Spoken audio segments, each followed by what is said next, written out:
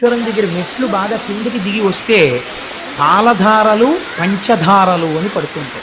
ఇవి సాధారణంగా ఏం చెప్తారంటే, మీరు ఎవరినైనా అడిగితే పాలధారలు అంటే అది చూశారంటే తెల్లగా ఉన్నాయి, అందుకని దీని పేరు పాలధార. అవి ఏమిటో తెలుసా అంటే, పంచధారలు అంటే పంచదార కలిపి నీళ్ళల్లా ఉంటాయండి, అందుకని పంచదారలు అంటారు.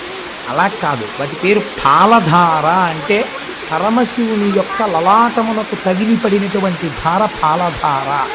అంటే అగ్ని, జ్ఞానాగ్ని నేత్రమైనటువంటి ఆ కంటి నుంచి పైనుంచి జ్ఞానగంగ మరింతగా తగిలి కింద పడినటువంటి ధార.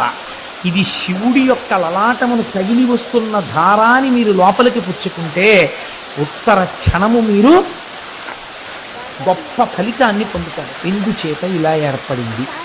శివాలయంలో తీర్థం ఇవ్వరు కాబట్టి సాక్షాత్తు సాకార రూపుడైన శంకరుడికి తగిలిపడినటువంటి